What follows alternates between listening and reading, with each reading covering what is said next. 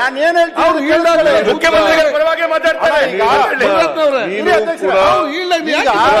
ಮುಖ್ಯಮಂತ್ರಿ ಆಗಿರ್ಲಿ ಅಂತ ಒಂದ್ ನಿಮಿಷ ಇದೇ ಜಾಗದಲ್ಲಿ ತಮ್ಮನ್ನೇನಾರು ಕೆರಳಿಸಿದ್ರೆ ಹಿಂಗ್ ಹೊಡೆದ್ಬಿಟ್ಟು ನಾನೇ ಅಂತ ಇದ್ರಿ. ಈಗ ಅದೊಂದು ಮಾತು ಹಿಂಗ್ ಹೇಳ್ರಿ, ನಾನೇ 5 ವರ್ಷ ಹೇಳ್ಬೇಡ್ರಿ. ಒಂದೇ ಒಂದ್ ಸಾರಿ ಇದ್ರ ನೋಡ್ಬೇಕು. ಮುಖ್ಯಮಂತ್ರಿ ರಿಯಾಕ್ಷನ್ ಬೇಡ. 5 ವರ್ಷ ಇರ್ತೀವಿ ಲೀಡರ್ ಆಫ್ ದಿ ಅಪೋಸಿಷನ್ ಆಗಿ. We agree sir. ಅವರೇ 5 ವರ್ಷ ಮುಖ್ಯ, ಅವರೇ ಹೇಳೋದಲ್ಲ, ಇವ್ರು ಅವರೇ 5 ವರ್ಷ, ಅಶೋಕ್ ಅವರೇ 5 ವರ್ಷ ಪಕ್ಷದ ನಾಯಕ. ಸರ್ ಯಾಕೆ ಅವ್ರ ಮೇಲೆ ವಿಶ್ವಾಸ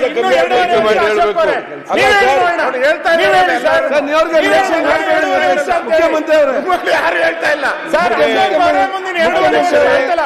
ನೀವ್ ಹೇಳಿ ನೋಡೋಣ. ಪಾಪ ಅಧ್ಯಕ್ಷ ಯಡಿಯೂರಪ್ಪನು ಹೇಳ್ತಾ ಇದ್ರು 5 ವರ್ಷ ನಾನೇ ಮುಖ್ಯಮಂತ್ರಿ ಅಂತ ಇದ್ರ.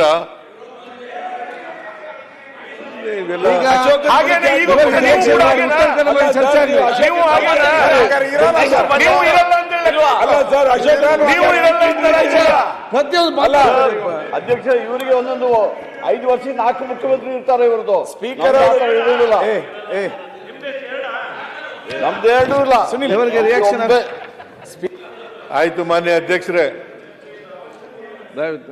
ಇದು ಅನಾವಶ್ಯಕವಾದಂತ ಚರ್ಚೆ, ಸಂಬಂಧ ಇಲ್ಲ. ಆಯ್ತು ಹೇಳಿದ್ರಲ್ಲ. ಇದ್ರೆ ಮೊದಲ ಕಾಂಗ್ರೆಸ್ ಶಾಸಕರ ಜೊತೆ ಚರ್ಚೆ ಆಗ್ತಿತ್ತು. ನಮ್ಮ ಹತ್ರ ಯಾರ ಹತ್ರ ಈ ಚರ್ಚೆ ಆಗಿಲ್ಲ. ಸಿಎಲ್ಪಿಯಲ್ಲಿ ಅವಶ್ಯಕತೆನೇ ಇಲ್ಲ, ಚರ್ಚೆನೂ ಆಗಿಲ್ಲ. ದಯವಿಟ್ಟು ಮುಕ್ತಾಯ ಮಾಡಿ, ಇಲ್ಲಿಗೆ ಮುಕ್ತಾಯ ಮಾಡಿ. ರಿಯಾಕ್ಟ್ ಅದಕ್ಕೆ ಅವ್ರು ಹೇಳ್ತಾರೆ ಅಂತ ಹೇಳಿ ಅವ್ರು ಹೇಳ್ತಾರೆ. ಉತ್ತರ ಕೇಳಕ್ ಇಷ್ಟ ಇಲ್ವಾ?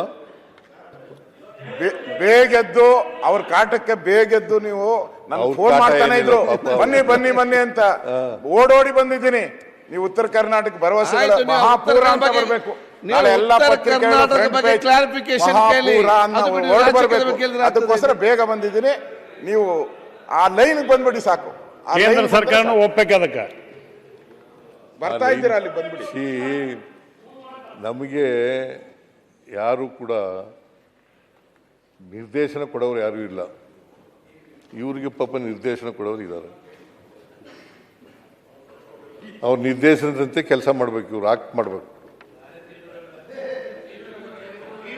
ನಮಗೆ ನಾವೇ ನಿರ್ದೇಶಕರು, ನಾವೇ ಪ್ರೊಡ್ಯೂಸರು, ನಾವೇ ಆಕ್ಟರ್.